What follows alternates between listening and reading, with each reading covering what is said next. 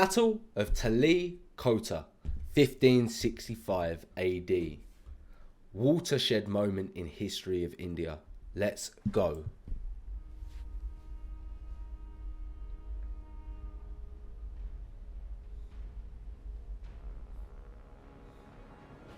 What you got for us today? Let's see, HistoryMarche.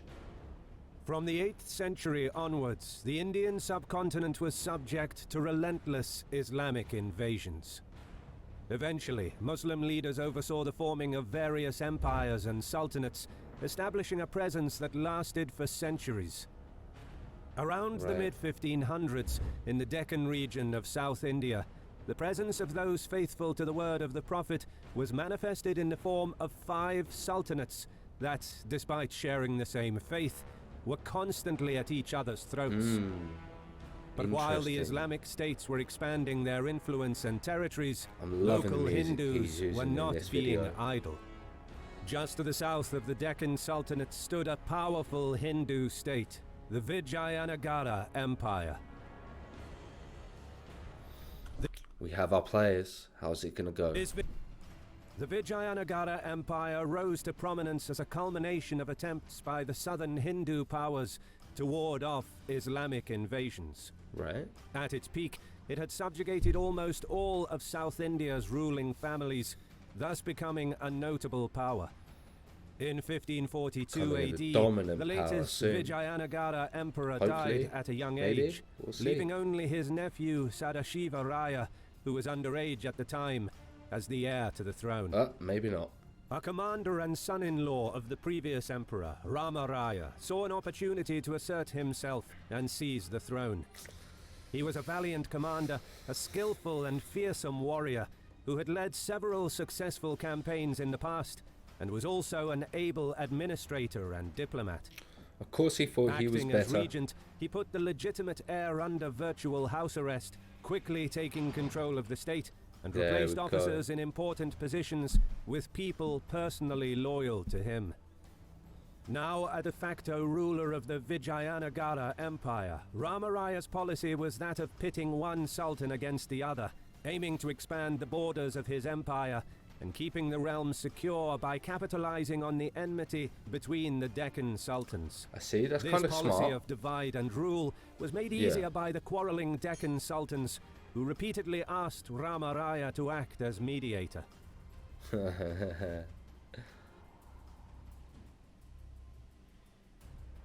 In the mid-1540s, when the rulers of Ahmadnagar and Golconda sought help against the Sultan of Bijapur, Ramaraya initiated his policy of intervention by entering the conflict and securing a strategic area to the north of his realm. A couple of years later, in 1549, the ruler of Bijapur and Bidar declared war on Nizam Shah of Ahmadnagar.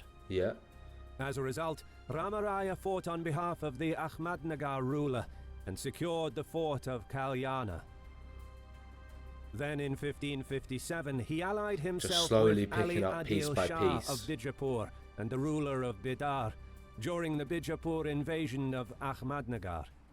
The combined armies of the three kingdoms were able to defeat the alliance between Ahmadnagar and Golconda.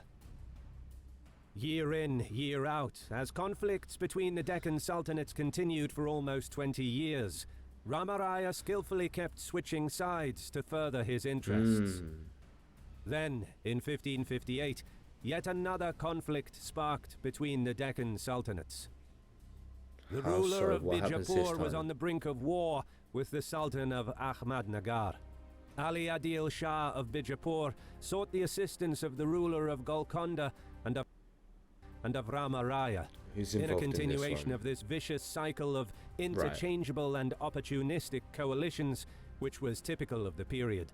The three powers entered into an alliance. In 1559, the large allied host traveled north to Ahmadnagar and besieged the fortress capital. The Ahmadnagar forces chose to abandon the capital and engage in guerrilla warfare, given the overwhelming odds against them. Reportedly, Ramaraya and his army responded by committing terrible atrocities and inflicting horrific violence upon the locals, destroying mosques and ravaging the countryside. Making them lose faith in their This leader. display of cruelty shocked the ruler of Golconda, who backed out of the alliance. The ruler of Bijapur was equally alarmed by the conduct of his ally, but remained loyal due to political concerns. By 1561, Hussein Nizam Shah of Ahmadnagar sued for peace. Ramaraya accepted on the condition that Hussein agree to 3 humiliating terms. What were they? First, give disputed lands to Bijapur. Second, execute his best general. And third, Hussein would be forced to eat out of Ramaraya's hands, a humiliating act deemed outrageous at the time. That's outrageous. That's... Having little choice, the ruler of Bijapur complied, but swore vengeance. Oh yeah, I bet he did. Needless to say, Ramaraya had by now become a problematic ally for the sultanates. But what eventually tipped the political scale against him was what he did next. They're going to unite against him, aren't they? While retreating through Bijapur, his army plundered and ravaged the lands of his own ally, even going as far as annexing some of his territory. Feeling utterly betrayed, Ali Adil Shah terminated his alliance with Ramaraya. The leaders of the Deccan Sultanates realized that the real threat was the aggressive and powerful Vijayanagara Empire. And so, the Sultans of Bijapur, Ahmadnagar and Golconda entered a pact. Intermarriage between Sultanate families helped resolve any differences between the Muslim rulers, cementing their alliance.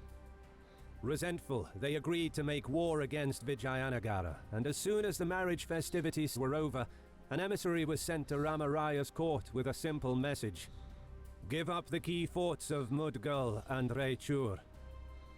Ramaraya made no attempt to hide his contempt for this ultimatum and sent the emissary back without even considering a formal reply. The stage was set. That's it. In early 1565, the combined forces of Ahmadnagar, Bijapur and Golconda began marching towards Vijayanagara. Meanwhile, an overconfident Ramaraya continued to remain unperturbed. He's just leaving it. He's not responding. This as a threat of any consequence. I'm so surprised that he's not responding. He nonetheless began to make his own preparations.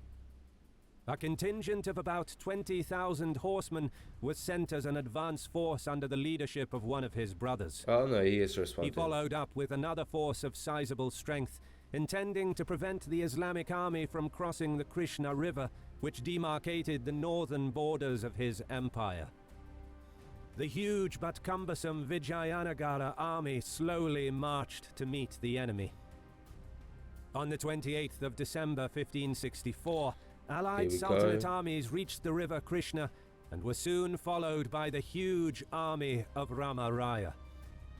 The fords were few and well guarded by Hindu vanguards, and given the numerical advantage of the Vijayanagara army, a contested crossing would have been far too risky for the coalition forces. So what are they going to do? It was the Sultan of Ahmadnagar who eventually came up with a cunning stratagem.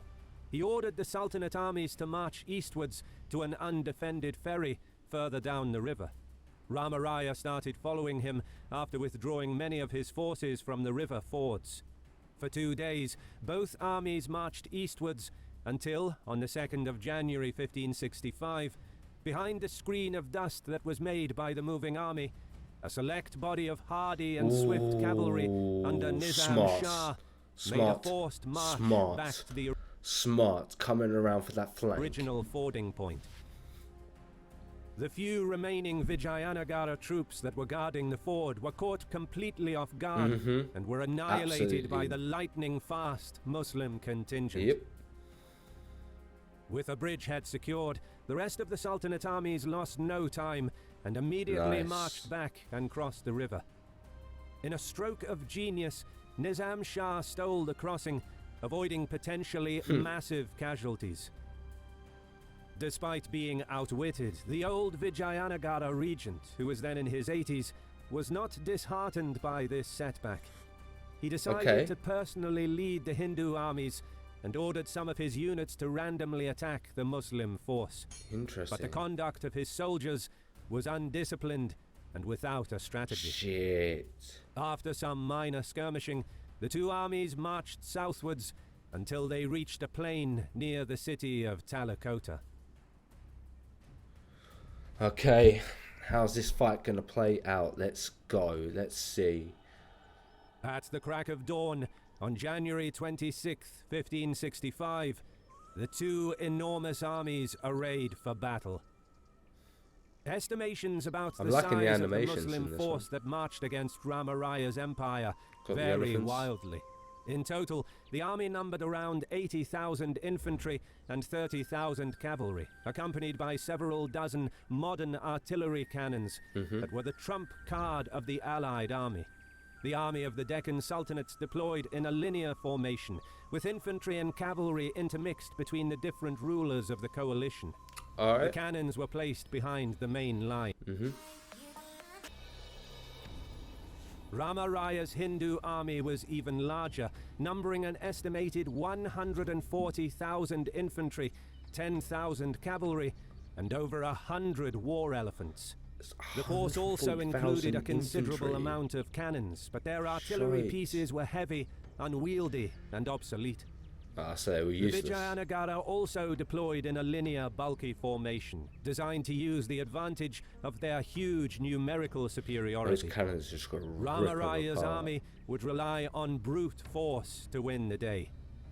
Around noon, the battle began with heavy artillery fire. Cannons. The barrage lasted for almost 2 hours, but did little damage to both armies. Then, the right wing of the Hindu army charged frantically against the enemy left wing. Hindu soldiers plowed through the Muslim divisions, their assault so vigorous that it looked like a Hindu victory was imminent. Nizam Shah sent a few of his forces to shore up the ranks of his hard-pressed left, which was by now in retreat. What followed was a bloody melee of men and metal. Soon afterwards, the Hindu left wing fell upon the opposing Muslim right. Here, too, it initially appeared to be a Hindu onslaught. As the bloody and obstinate combat was raging on, swift Muslim horse archers wheeled to their right and began peppering the Hindu formations with murderous arrows. That's going to make them flee, right? That morale's going to fucking forces go, were being pushed back. A few contemporary reports also claim that two Islamic commanders that served in the Hindu army on the left wing now switched sides and refused to fight and kill fellow Muslims. Seeing this, the Hindu leader ordered his treasurer to place heaps of money all around him, so that he might confer rewards on anyone distinguishing himself in battle. We are not cowards to be intimidated of this insignificant war. Go on, fight, he cried out. Okay, but he's not actually in it himself, is he? The Hindu center now charged against Nizam Shah's men. He needs to move up. A tumultuous crowd of thousands of men was now attacking the heart of the Islamic army. It was the critical point of the battle. Just before the Hindu soldiers reached the Mohammedan line, the front rank of artillery pieces fired a devastating shot at close quarters. In a moment of pure genius, the artillery officers had stuffed their guns not with the usual shot, but with bags full of slug-like copper coins. So it's just going to go... In one shot, 5,000 of the Vijayanagarans lay dead or writhing in pain. Shit! This tactic threw the Hindu center into confusion, upon which 5,000 Muslim cavalry charged and it through looks the like intervals all the fucking and cut their elephants way died as into well. the midst of the disorganized mass, trying to reach the spot where Ramaraya had taken post. Dismounted from his horse, Ramaraya was instead carried on a sedan chair, ultimately failing to escape the fast-moving Muslim cavalry. The litter bearers let fall their precious burden in terror at the enemy's approach. He's gonna get Before caught. he had time to recover himself and mount a horse, The old commander was seized and promptly beheaded. Yeah, that was This it. event threw the Hindus into a general panic. What followed next was a massive and disorganized retreat. Start playing those games Nizam and Shah's you'll start cavalry losing. charged the retreating Hindus. The warriors of Islam slaughtered everyone in sight along an area happens spanning after about this, though? 20 miles. Do they start now fighting again littered with dead against bodies. themselves? The stragglers fled to their capital from the victorious Muslim army, but the confusion was so great that little attempt was made to defend the walls and the approaches. Eventually, almost all of the Hindu army was annihilated. Oh, shit. Well then. Do they go back or do they continue to the capital? The victorious sultans marched to the capital of the empire virtually unopposed. Those who had the means escaped, but others were not so lucky. With axes, crowbars, fire and sword, the victorious armies of the Deccan sultanates went about the task of bringing to rubble the city of Vijayanagara. In just a few days, one of the most magnificent cities in the world was reduced to a smouldering ruin. What a shame. It never recovered from the destruction. The Battle of Talikota was a decisive moment for the history of the Indian subcontinent. It was the death knell for large Hindu kingdoms in India, spelling the end of the Vijayanagara Empire, which survived only as an insignificant peripheral kingdom until 1646. What's this say here? After the death of, in the Battle of Talikota, one of the brothers started a different dynasty. Ended in 1646. Special thanks to our friend Hoc Est Bellum for collaborating with us on this video. He also makes animated battles, so make sure to check out his channel. Definitely check out that channel, but more importantly also check out HistoryMarche's channel if you haven't already, because they make amazing content, so you definitely need to go and do that. That link's in the description down below if you do want to. If you enjoyed my reaction and looking forward to more reactions, you know what you need to do. You need to like, comment, subscribe, hit that notification bell, and I am going to catch you in the next video.